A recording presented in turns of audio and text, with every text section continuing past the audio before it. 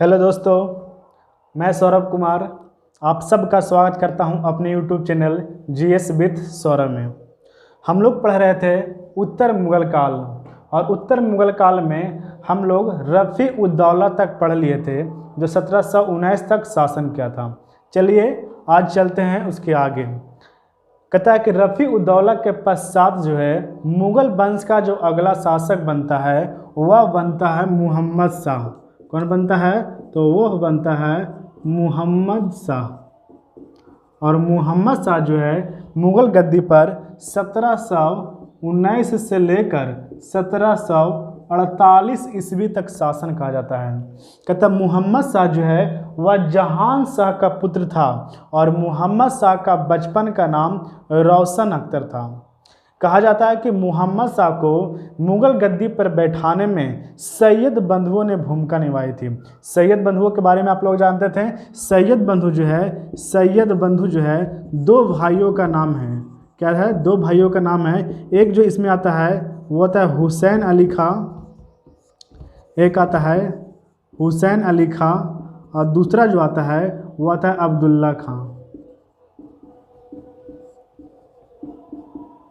कहता सैयद बंधुओं जो है इसको मुहम्मद शाह को जो है मुगल गद्दी पर बैठाने में जो महत्वपूर्ण भूमिका निभाया था। कहता है कि जब मुहम्मद शाह के शासन के कुछ समय बीत गए तो सैयद बंधुओं के जो है इसके प्रशासन में क्या करना, हस्तक्षेप करने लगा। और तब मुहम्मद शाह ने एक षड्यंत्र रचकर सैयद बंधु की हत्या करवा देता है। कहते सैयद बंधु की हत्या जो है मुहम्मद शाह एक तुरानी सैनिक हैदर बेग के द्वारा 9 अक्टूबर 1720 ईस्वी को इसके हुसैन अली खां को हत्या करवा देता है और अब्दुल्ला खां को जो है कैद कर लिया जाता है और बाद में जो है इसकी भी मृत्यु कर दी जाती है और बाद में जो है इसकी भी हत्या कर दी जाती है। मुहम्मद शाह के बारे में कहा जाता है कि यह अपने शासनकाल के दौरान अवैध महिलाओं के साथ संबंध रखता था और मदिरा पीने का आदी था। इसलिए भारतीय इतिहास में मुहम्मद शाह को रंगीला बादशाह के नाम से भी जाना जाता है। कहा जाता है कि मुहम्मद शाह के शासनकाल में ही ईरानी आक्रमणकारी नादिर शाह जो है भारत पर आक्रमण किया था और भारत पर 1739 ईस्वी में आक्रमण किया था और लगभग 15 दिनों तक लूटपाट मचाया था। और इसी आक्रमण के दौरान मयूर सिंहासन में लगे कोहिनूर हीरा को लूट लेता है। कोहिनूर हीरा के बारे में कहा जाता है कि कोहिनूर हीरा जो है वह विश्व का सबसे महंगा हीरा है। कहता है कोहिनूर हीरा जो है वह गोलकुंडा के खान से निकला था और गोलकुंडा का जो खान है, कहता है कि गोलकुंडा का जो खान है वह हैदराबाद से, कहाँ कहते हैं, हैदराबाद से दक्षिण 11 किलोमीटर दूर स्थित है और यह भारत के तेलंगाना राज्य में स्थित है। कहाँ है? तेलंगाना राज्य में स्थित है। कहते गोलकुंडा खान कहाँ है? तो वह हैदराबाद से दक्षिण 11 किलोमीटर दूर स्थित है और गोलकुंडा खान कहाँ है? तो वह है तेलंगाना राज्य में। क्वेश्चन पूछता है यहाँ से कि कौन सा राज्य में है? तो वह है तेलंगाना में। और कौन सा डिस्ट्रिक्ट में है? तो वह है हैदराबाद में। कहता है कि ये तो निकला था गोलकुंडा के खान से, लेकिन वर्तमान में है कहाँ? तो यह वर्तमान में जो है लंदन के म्यूजियम में रखा जाता है। कहता है कि हीरा, कहता है जो कोहिनूर हीरा था, कहता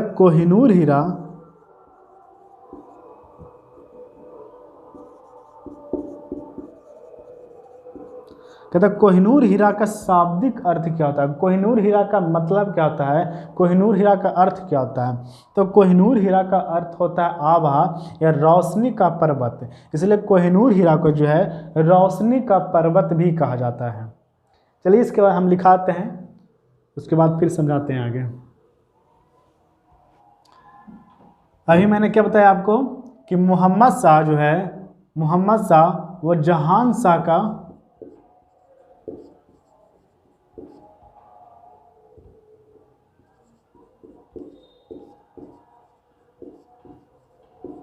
जहान शाह का पुत्र था और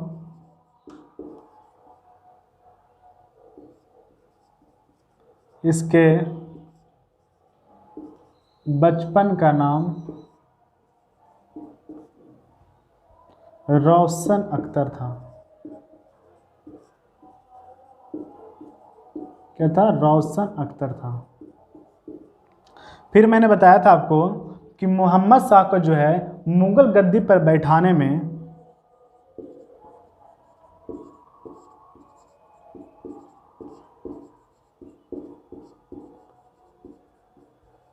मुगल गद्दी पर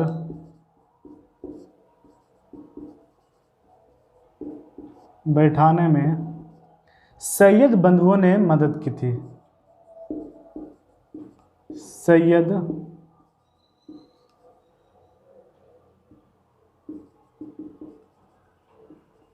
बंधुओं ने महत्वपूर्ण भूमिका निभाया था।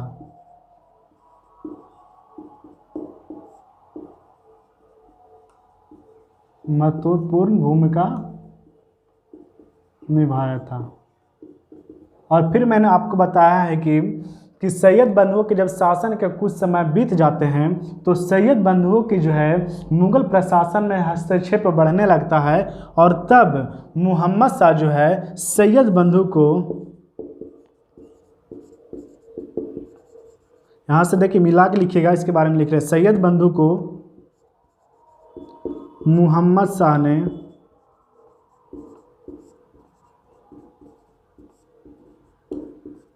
षड्यंत्र रचकर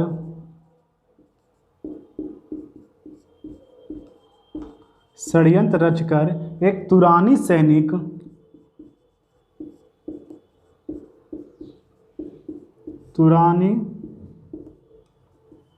सैनिक हैदर बेग, उसका नाम था हैदर बेग, कहता है एक तुरानी सैनिक हैदर बेग के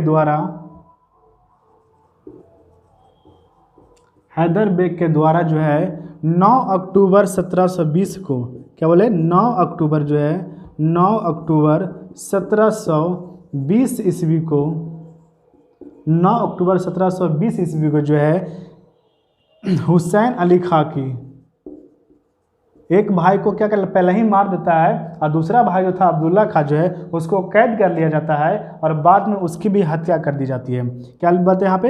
हुसैन अली खां की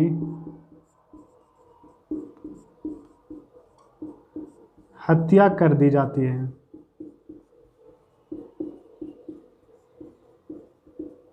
और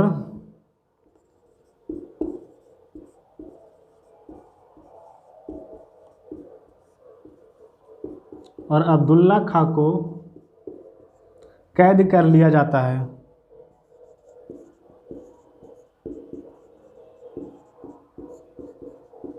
और अब्दुल्ला खां को कैद कर लिया जाता है और बाद में उसकी भी हत्या कर दी जाती है। और बाद में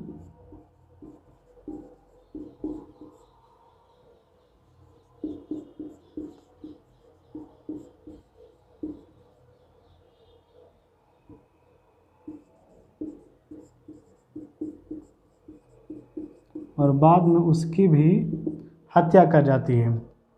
ठीक है, यहाँ पे क्वेश्चन पूछा जाता है कि मैं सैयद बंधुओं की हत्या किसने किया था? तो वो किया था मोहम्मद शाह ने। ठीक है,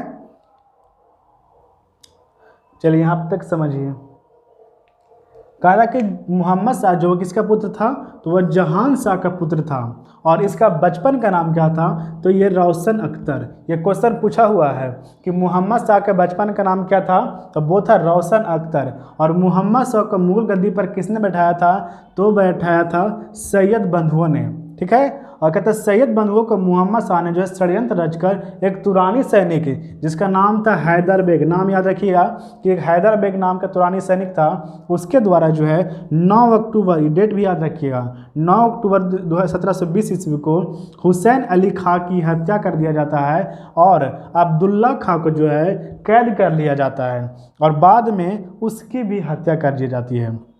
ठीक है, कहता है कि मोहम्मद शाह जो है अपने शासन का, अभी बताया था आप लोगों को, मोहम्मद शाह जो है अपने शासनकाल के दौरान अवैध महिलाओं के साथ संबंध रखता था और मदिरा पीने का आदी था।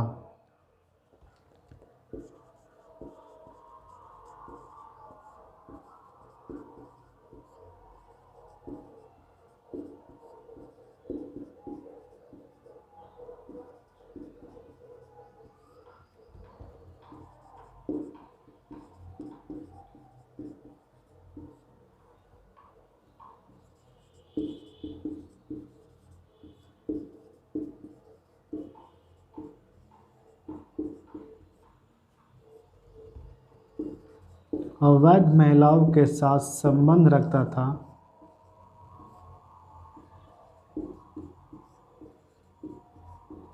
और मदिरा पीने का आदी था। मदिरा का मतलब शराब होता है, मदिरा पीने का आदी था।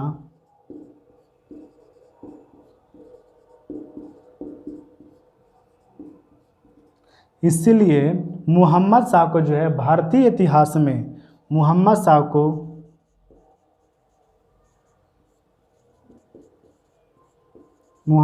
को भारतीय इतिहास में रंगीला बादशाह के नाम से जाना जाता है। कहता है रंगीला बादशाह।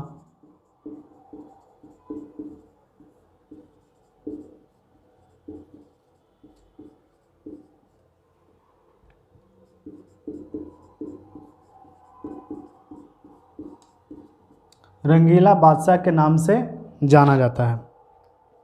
क्या बताया हम अभी कि मोहम्मद शाह जो है अपने शासनकाल के दौरान क्या करता था, अवैध महिलाओं के साथ संबंध रखता था और मदिरा पीने का आदी था।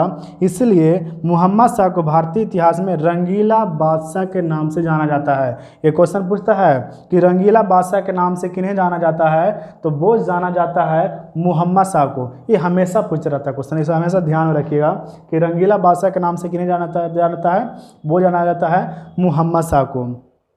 कहता है मोहम्मद शाह के बारे में कहा जाता है कि इसी के शासनकाल के दौरान एक तुरानी सैनिक नादिर शाह जो है भारत पर आक्रमण करता है, 1739 में भारत पर आक्रमण करता है और लगभग 15 दिनों तक लूटपाट मचाता है। और इसी आक्रमण के दौरान मयूर सिंहासन में लगे कोहिनूर हीरा को जो क्या करता है, लूट लेता है। कहता है कोहिनूर हीरा जो है वह विश्व का सबसे महंगा हीरा था। अभी बताएं, फिर चलिए लिखाते हैं, इसका स्क्रीनशॉट ले लीजिए।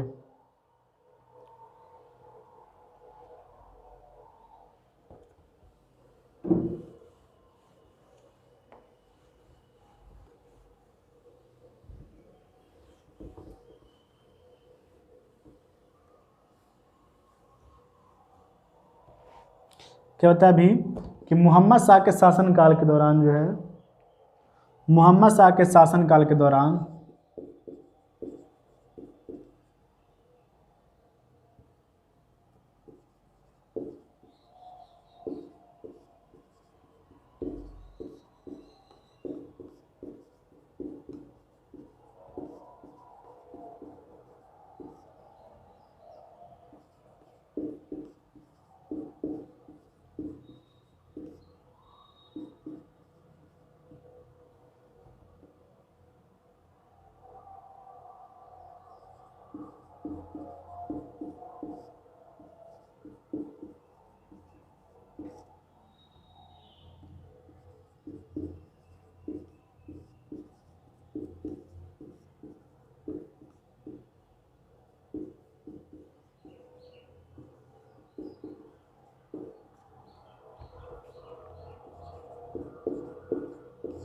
भारत पर आक्रमण किया था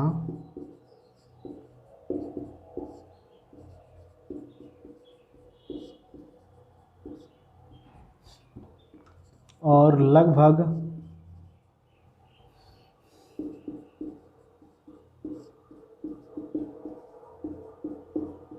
15 दिनों तक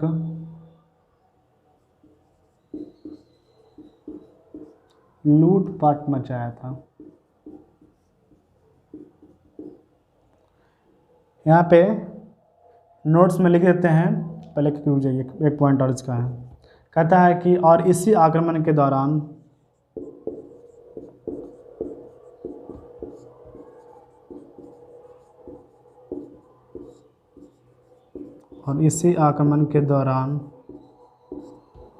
मयूर सिंहासन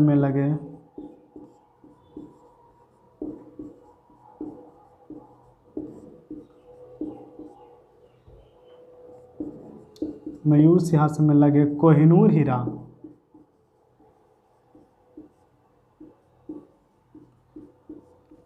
हीरा को लूट लेता है।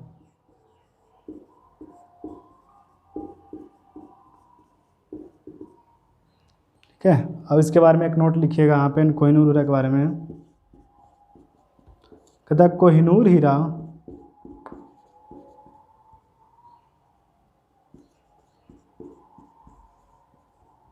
से नहीं दिखेगा।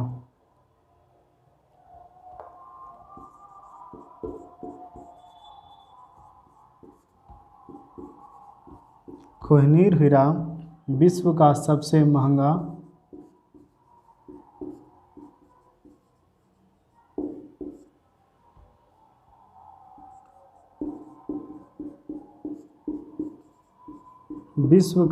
महंगा हीरा था। और ये जो कोहिनूर हीरा था, इस जो था कहा जाता है कि ये जो था 186 कैरेट का था। कितना था? 186 कैरेट का था। कहता है कोहिनूर हीरा का जो शाब्दिक अर्थ होता है, कोहिनूर हीरा का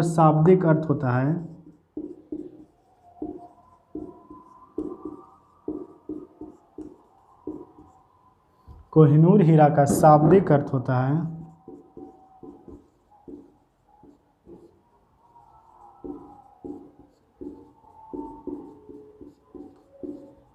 आभा या रोशनी का पर्वत,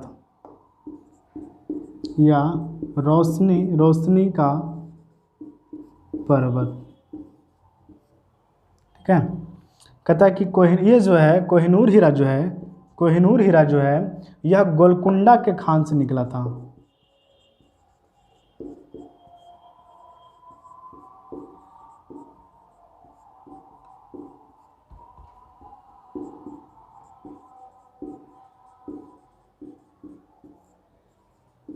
गोलकुंडा के खान से निकला था। और गोलकुंडा के खान जो है वर्तमान में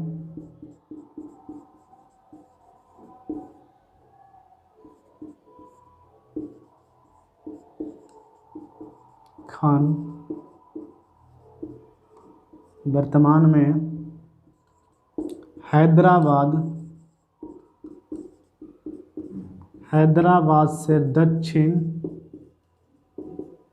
11 किलोमीटर दूर स्थित है। और यह भारत के तेलंगाना राज्य में है।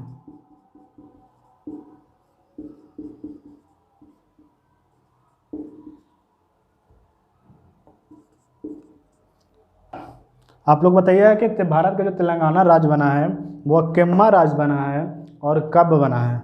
आप लोग कमेंट में ज़रूर बताइएगा, ये क्वेश्चन रहा। कहते गोलकुंडा के खान से जो है कोहिनूर हीरा लगा, कहाँ है वो? हैदराबाद में है। कहता है और यह वर्तमान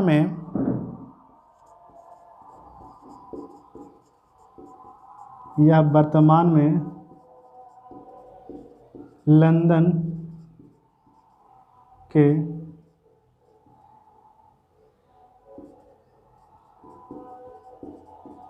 म्यूजियम में रखा हुआ है।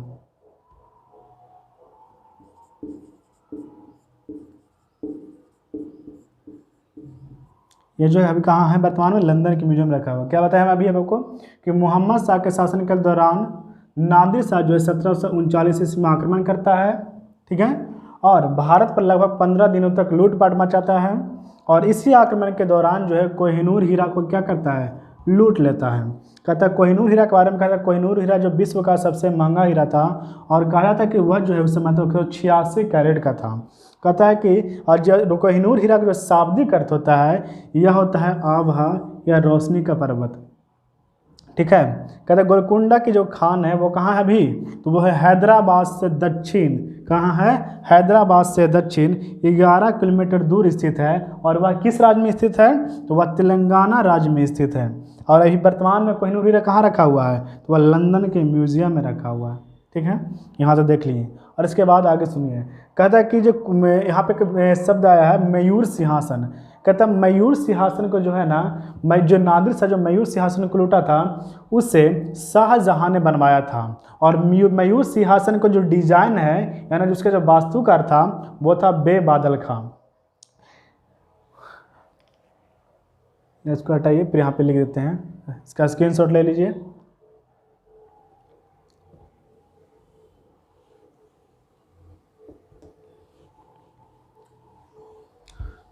और मयूर सिंहासन, एक यहाँ पे एक क्वेश्चन और पूछ सकता है कि मयूर सिंहासन पर बैठने वाला अंतिम शासक कौन था, तो वो था मोहम्मद शाह, क्योंकि मोहम्मद शाह के शासनकाल में ही नादिर शाह भारत पर आक्रमण करता है और इसी से के शासनकाल में मयूर सिंहासन क्या करता है, लूट लेता है। तो इसे ध्यान रखिएगा कि पूछता है क्वेश्चन कि मयूर सिंहासन पर बैठने वाला अंतिम शासक कौन था, तो वह था मोहम्मद शाह।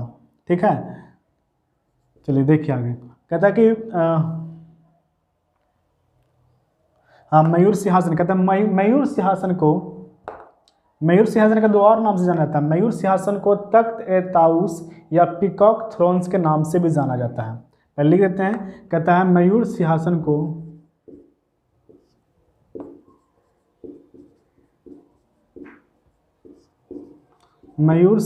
को शाहजहां ने बनवाया था।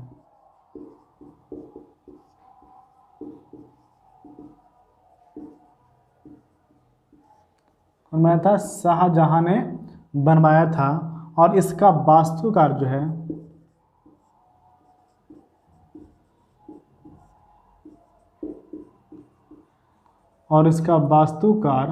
बे बादल खां था।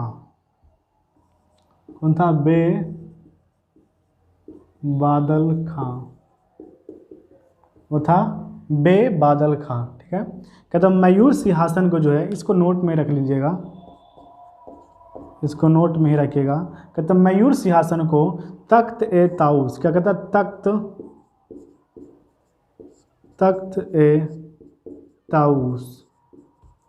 तख्त ए ताउस के नाम से भी जाना जाता है, या इसे पीकॉक थ्रोन्स से भी नाम से जाना जाता है। कहता है पीकॉक थ्रोन्स का मतलब होता है गद्दी। देखिए ये सारे सब्जेक्ट जब है, मतलब सारे सब्जेक्ट नहीं, और मतलब जब 3-4 सब्जेक्ट पढ़ा दिया जाएगा इसमें, तो मैं आप लोग को इसके बाद जो है इंग्लिश का ही बैच लाऊंगा। ठीक है, तो उसके लिए टेंशन नहीं लेना है, यहाँ पे इंग्लिश भी पढ़ाया जाएगा आपको। कहते हैं इसको जो कहा जाता है तख्त ए ताउस या पीकॉक थ्रोन्स के नाम से भी जाना जाता है। कहता है कि भारत पर जो आक्रमण किया था नादिर शाह, उसका सेनापति था अहमद शाह अब्दाली, जो उसके साथ भारत में आया था। कहता है ये क्या था कि कोहिनूर हीरा को जो है वह अपने सेनापति अहमद शाह अब्दाली को दे देता है।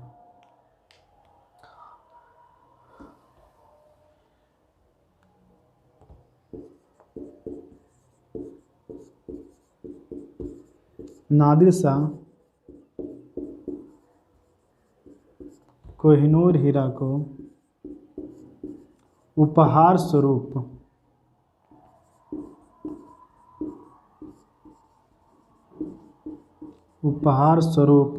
कोहिनूर हीरा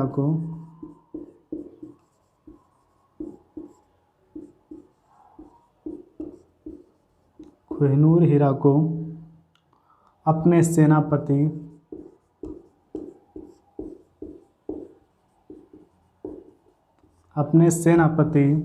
अहमद शाह अब्दाली।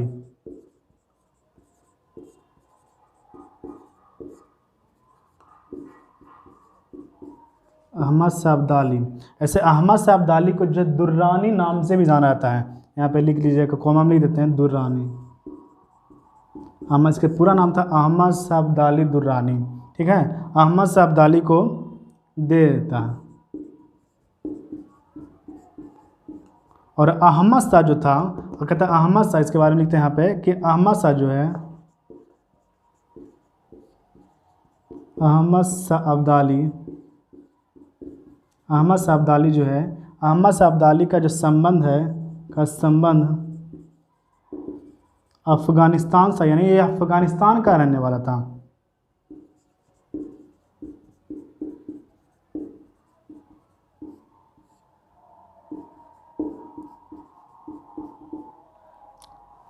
चलिए समझिए, कहता मयूर सिंहासन को किसने बनवाया था, तो वह बनवाया था शाहजहां ने, और इसका जो डिजाइन तैयार किया था वह था बेबादल खां। ठीक है, कहता है इसे जो है मयूर सिंहासन को तख्त ए ताऊस के नाम से भी जाना जाता है, और इसे पीकॉक थ्रोन से भी कहा जाता है। कहता नादिर शाह कोहिनूर हीरा को जो है उपहार स्वरूप अपने सेनापति अहमद शाह अब्दाली, कौन है अहमद शाह अब्दाली, इसका पूरा नाम था अहमद शाह अब्दाली दुर्रानी, जैसे दुर्रानी भी अगर एक क्वेश्चन में देता है तो समझिए कि ही है अहमद शाह अब्दाली ही है। कहता है और यह अहमद शाह अब्दाली का एक संबंध कहाँ से था, अफगानिस्तान से, जबकि नादिर शाह कहाँ से था, तो वह था ईरान से। कहता है नादिर शाह को जो है ईरान का नेपोलियन कहा जाता है। जैसे जानते हैं कि भारत के नेपोलियन किससे कहा जाता है, तो भारत के नेपोलियन कहा जाता है समुद्रगुप्त को। अगर पाकिस्तान की बात करें तो पाकिस्तान का नेपोलियन कहा जाता है अब्दुल सत्तार ईदू को। और मिस्र की बात करें तो मिस्र का नेपोलियन कहा जाता है थुतमस द्वितीय को। यहाँ पे लिख देते हैं।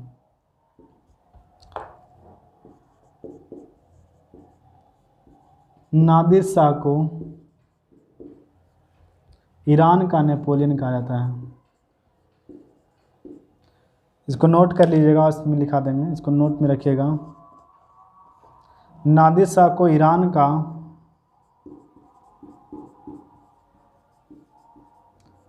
का नेपोलियन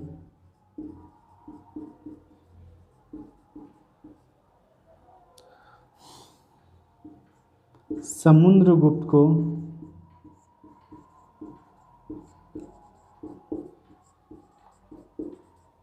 भारत का नेपोलियन और अब्दुल सत्तार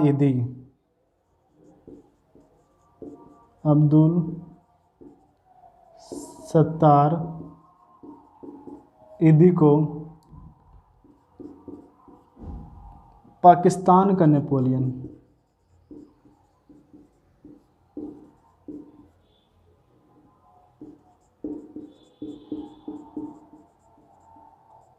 जबकि मिस्र का जो नेपोलियन कहा जाता है, और मिस्र का नेपोलियन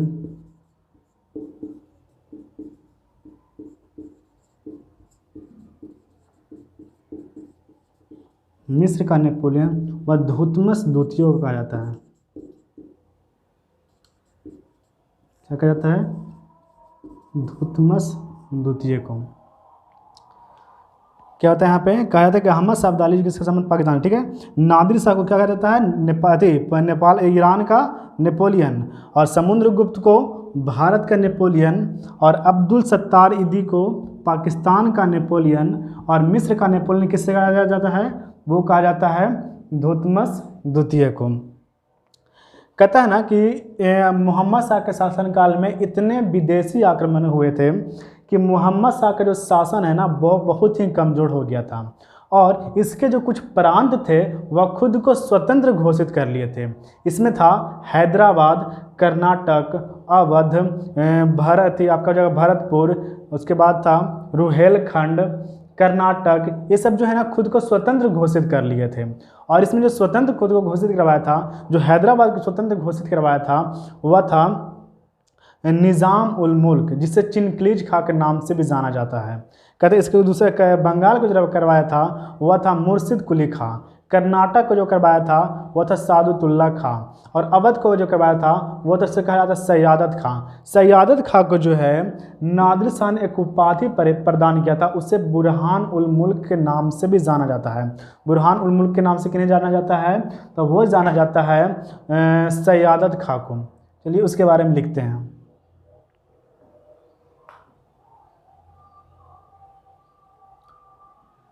इसका स्क्रीनशॉट ले लीजिए।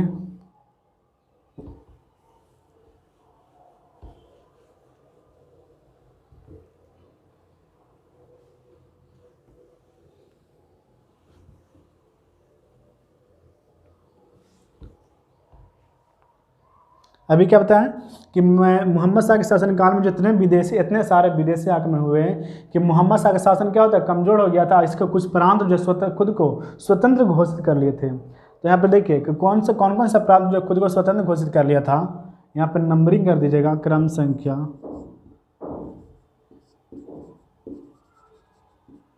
क्रम संख्या,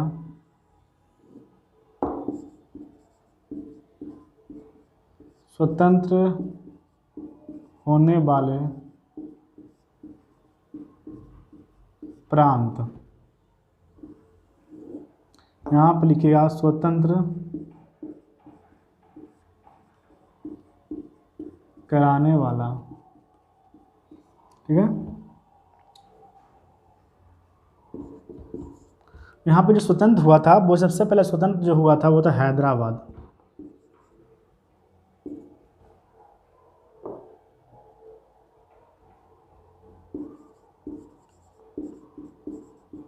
वो कौन था, हैदराबाद। और इसे जो स्वतंत्र करवाया था उसका नाम था चिनक्लीज खां।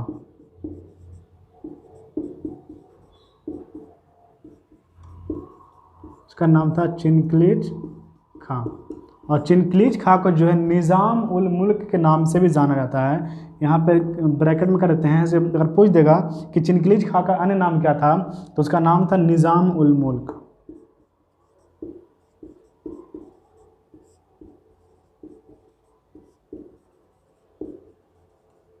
उसका नाम था निज़ाम उल मुल्क। जो दूसरा हुआ था वह था बंगाल। बंगाल को जो करवाया था वो था मुर्शिद कुली खां।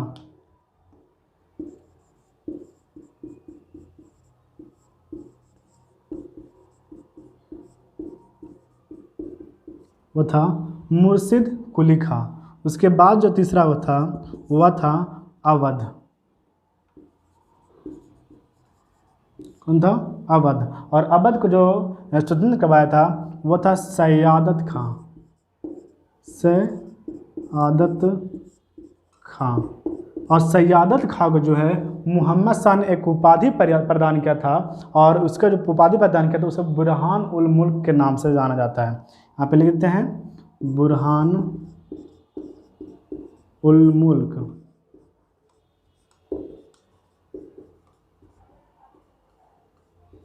बुरहान उल मुल्क, ठीक है।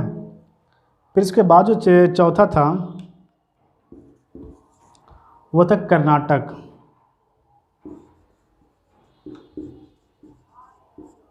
वो था कर्नाटक। और कर्नाटक का जो स्वतंत्र करवाया था वह था सादुतुल्ला खां।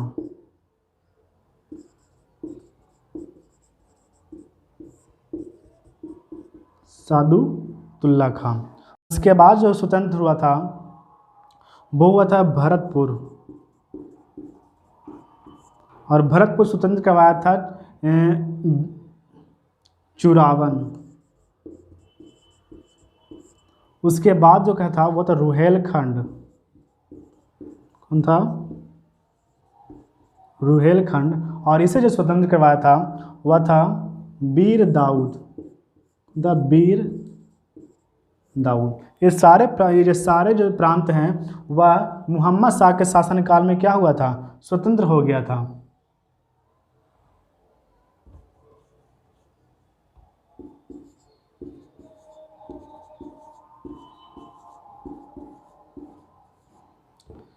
एक बार फिर से देख लीजिए, हैदराबाद को किसने स्वतंत्र करवाया था, तो वो करवाया था चिनक्लीज खां। और चिनक्लीज खां का अन्य नाम क्या है, तो निज़ाम उल मुल्क। और जो दूसरा था वो जो स्वतंत्र हुआ था वो कौन था, बंगाल। और बंगाल को किसने स्वतंत्र करवा लिया था, वो था मुर्शिद कुली खां। कहते उसके बाद जो अवध, तो अवध को किसने स्वतंत्र करवा लिया था, तो वो था सयादत खां। और सयादत खां को बताया तभी कि सयादत खां को में मोहम्मद शाह जो एक उपाधि प्रदान किया था इसलिए इसे बुरहान उल मुल्क के नाम से जाना जाता है। ये क्वेश्चन पूछता है कि बुरहान उल मुल्क के नाम से किन्हें जाना जाता है, तो वो सयादत खां को जाना जाता है। या इस तरह से भी पूछ सकता है कि सयादत खां को और किस नाम से भी जाना जाता है, तो वो जाना जाता है बुरहान उल मुल्क। उसके बाद जो है कर्नाटक, तो कर्नाटक को जो स्वतंत्र करवाया था वो था सादुतुल्ला खां, ठीक है। और भरतपुर को स्वतंत्र करवाया था वो था चुरावन। और जो रुहेलखंड को स्वतंत्र करवाया था वह था बीर दाऊद। ये सारे स्वतंत्र जो है खुद को मोहम्मद शाह के शासनकाल में खुद को स्वतंत्र करवा लिए थे। ठीक है, इसको लिख लीजिए।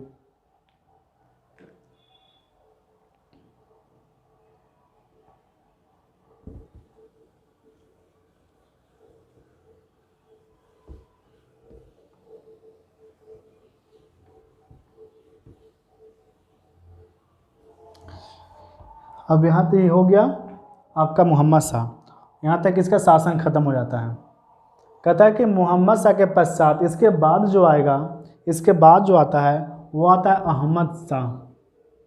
कौन आता है? अहमद शाह।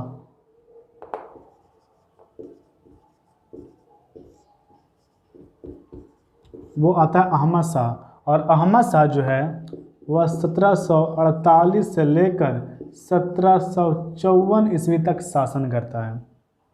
अहमद शाह के बारे में कहा जाता है कि अहमद शाह जो है वह मोहम्मद शाह और उद्धम बाई की पुत्र थी। और उद्धम बाई जो थी ना वो एक नर्तकी थी, और मोहम्मद शाह जो है वो एक नर्तकी से शादी किया था, जिसका नाम था उद्धम बाई, और उसी का यह बेटा था अहमद शाह। कहते अहमद शाह जो है ना वह विलासिता का ज़िंदगी बहुत ज़्यादा जीता था, और इसलिए इसके शासनकाल में जो है इसके शासनकाल में इसके राज्य इसके जो मतलब इसका जो क्षेत्र था वहाँ अर्थव्यवस्था बहुत ही कमज़ोर हो गया। और उसी दौरान अहमद शाह अब्दाली, वही नादिर शाह का सेनापति जो एक बार 1739 में आक्रमण कर दिया था, इसके शासनकाल में 1748 में अबरी बार जो है अहमद शाह खुद आकर इस पर से क्या कर देता है? आक्रमण कर देता है। जब यहाँ पे आक्रमण करता है तो देखता है कि यहाँ जो अर्थव्यवस्था ही बहुत ही खराब है, तब ये अहमद शाह जो है अहमद शाह अब्दाली को पंजाब और सिंध जो है उसको देना पड़ता है। ठीक है, तो यहाँ पे देखते हैं उसको।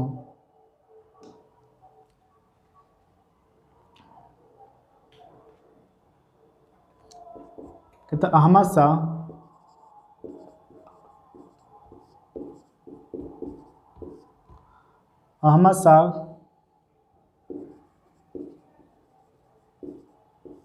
मोहम्मद शाह एवं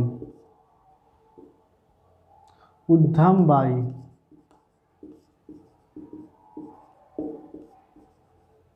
का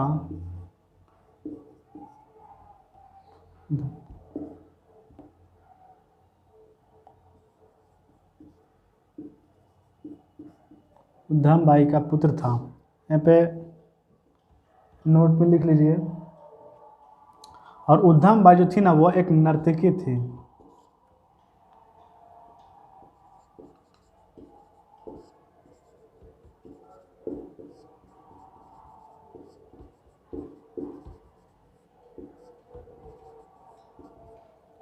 ठीक है, कहता है कि अहमद शाह जो है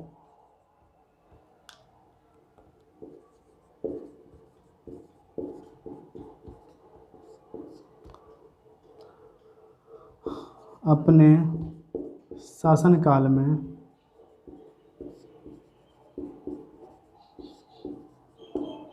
विलासिता का मतलब समझते हैं, लग्जेरियस लाइफ,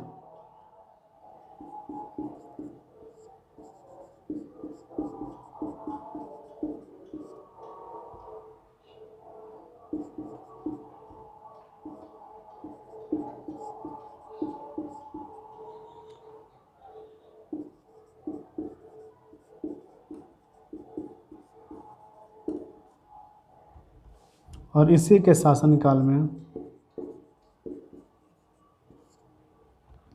मुगल साम्राज्य का अर्थव्यवस्था कमज़ोर हो गया था या कमज़ोर पड़ गई थी, कमज़ोर पड़ गई थी।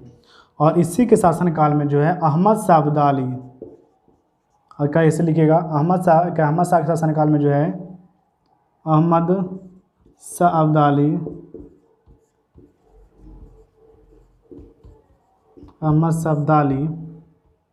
1748 ईस्वी में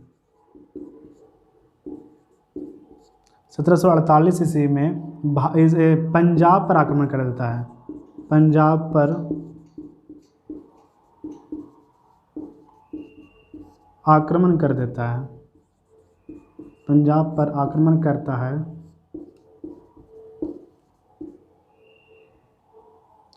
कहता है जब मोहम्मद शाह के पास जो है इसके देने के लिए कुछ नहीं था, तो अहमद शाह जो है इसको सिंध कहता है पंजाब एवं सिंध जो है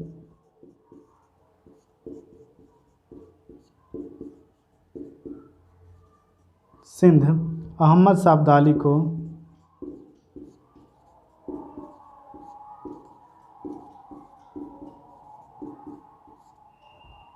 देना पड़ता है।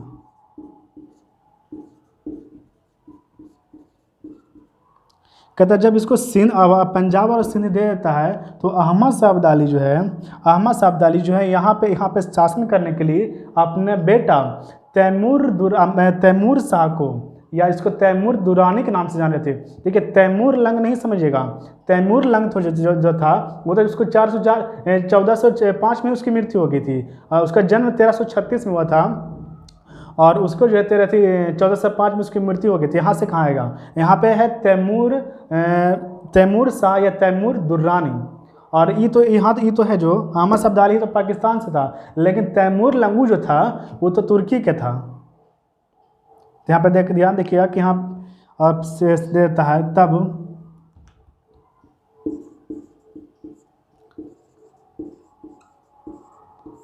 अहमद शाह अब्दाली यहाँ पे शासन करने के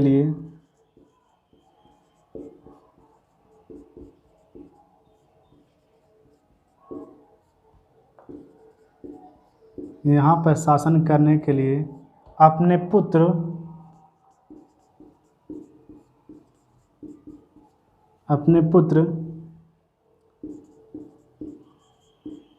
तैमूर शाह को छोड़ जाता है।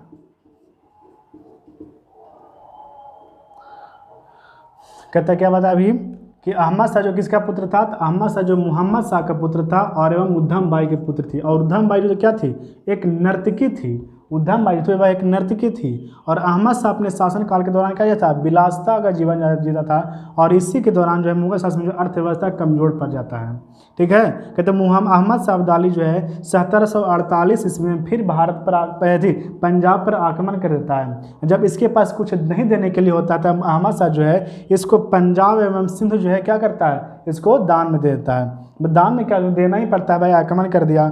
कि यहाँ पर शासन करने के लिए अपने पुत्र जो है तैमूर शाह जो है यहाँ पे क्या करता है, इसको छोड़ के जाता है कि तुम जो है यहाँ पे पंजाब एवं सिंध पर क्या करो, शासन करो। देखिए अहमद शाह अब्दाली जो है ना भारत पर कुल 8 बार आक्रमण होता है। क्वेश्चन पूछता है कि अहमद शाह अब्दाली जो है भारत पर कितना बार आक्रमण किया था, तो अहमद शाह अब्दाली जो है भारत पर कुल 8 बार किया था, जबकि बाबर जो है 5 बार किया था। और आपका ये क्या बोलता है, महमूद गजनी जो है वह 17 बार आक्रमण किया था। ठीक है, यहाँ पे नोट में लिख लीजिएगा।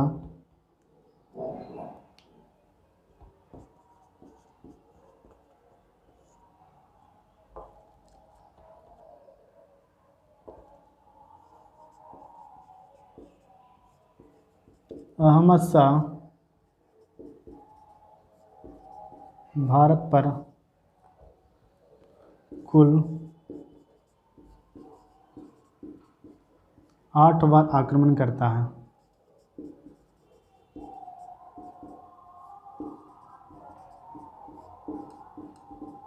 जबकि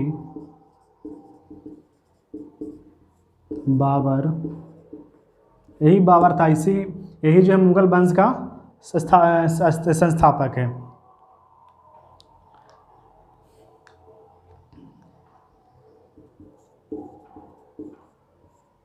पाँच बार एवं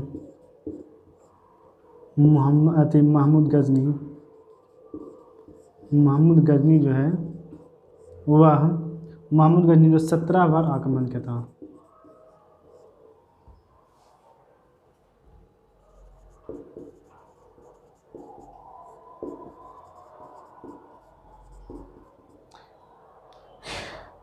देखिए इसको, कहता है कि अहमद शाह अब्दाली भारत पे कितना बार आक्रमण किया था? 8 बार। जबकि बाबर कितना बार किया था? 5। ये सब याद रखिएगा कि कितना बार आक्रमण किया, ये पूछ देता है कि 8 बार आक्रमण किया था, और बाबर कितना बार किया था? 5 बार। और महमूद कितना बार किया था? तो वो क्या था? 17 बार। एक क्वेश्चन है, आप एक और आप लोग का क्वेश्चन है कि महमूद गजनी का जो है 17वां जो आक्रमण था वह किसके विरुद्ध था? क्योंकि इसका जो चर्चित आक्रमण जो है कहता है सोमनाथ का मंदिर पर सन 1026 ईस्वी में किया था, लेकिन अंतिम में जो है 17वां युद्ध जो है किसके विरुद्ध था, वो आप कमेंट में बताइएगा। ठीक है। इसके बाद जो कहता है कि अहमद शाह का जो वजीर का नाम था वो था इमाद उल मुल्क, जो मूर्खतापूर्ण कार्य करके क्या करता है ना कि अहमद शाह को जो है अंधा बना देता है और इसे सलीमगढ़ जेल में बंद कर दिया जाता है और वहीं पर इसकी मृत्यु कर दी जाती है या इसे मार दिया जाता है। चलिए इसका स्क्रीनशॉट ले लीजिए, तब तक इसको मिटाते हैं।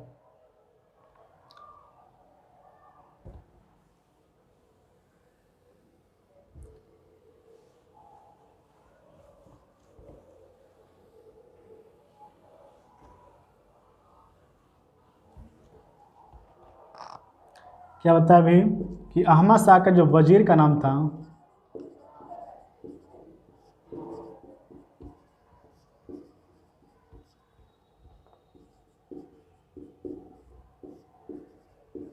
इमाद उल मुल्क था।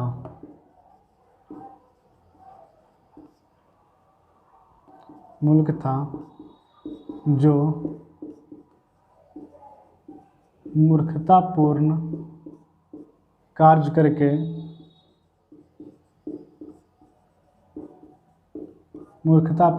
करके अहमद शाह को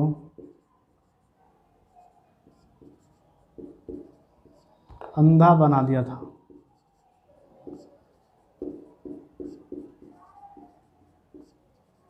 क्या था? अंधा बना दिया था। और सलीमगढ़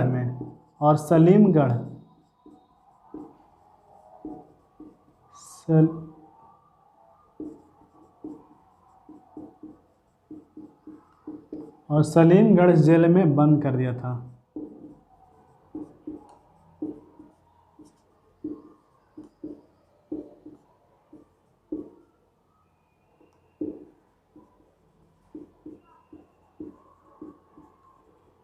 सलीमगढ़ जेल में बंद कर दिया था और वहीं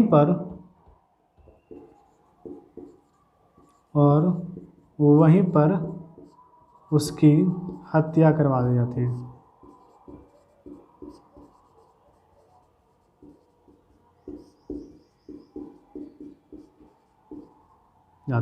चलिए देखिए क्या बोल रहे हैं कि अहमद शाह अब्दाली का क्या नाम था? वजीर। इसका वजीर कौन था? इमाद उल मुल्क, जो मूर्खतापूर्ण कार्य करके कर दिया था, अहमद शाह को अंधा बना दिया था और इसे कहाँ बंद किया था? तो सलीमगढ़ जेल में। कहाँ कहते हैं? सलीमगढ़ जो है बंद कर दिया था और वहीं पर उसकी क्या कर दिया? हत्या कर दी जाती है। कहते हैं इसके बाद जो आता है वो आता है आलमगीर द्वितीय के बारे में हम लोग पढ़ेंगे, क्योंकि इसमें एक युद्ध आता है पलासी का युद्ध, जो 23 जून 1757 को हुआ था। उसके बारे में हम लोग कल ही डिटेल से पढ़ लेंगे। और अगर अभी बताएं तो बहुत ज़्यादा लंबा वीडियो हो जाएगा और बहुत सारे लोगों को कमेंट था कि वीडियो ज़्यादा लंबा हो जाता है। तो ठीक है, तो हम लोग यहीं तक रहने देते हैं। उत्तर मुगल काल का दो क्लास और है, इसके बाद उत्तर मुगल काल ख़त्म हो जाएगा। और इसके बाद जो हम बताएंगे आपको, वो बताएंगे 1857 की क्रांति। और उसके बाद जो बताएंगे वो बताएंगे यूरोपियों का आगमन, जो यूरोप से जो पुर्तगाली आए थे, ब्रिटिश आए थे, फ्रांसीसी आए थे, डच लोग आए थे, उसके बारे में। तब तक के लिए बस यहीं तरह रहने दीजिए और कोई मेरे चैनल को जो है सब्सक्राइब कर दीजिए, लाइक कर दीजिएगा और लोगों तक शेयर कर दीजिए। ठीक है, और कमेंट में बताइएगा ज़रूर कि वीडियो आपको कैसा लगा। ठीक है, थैंक यू।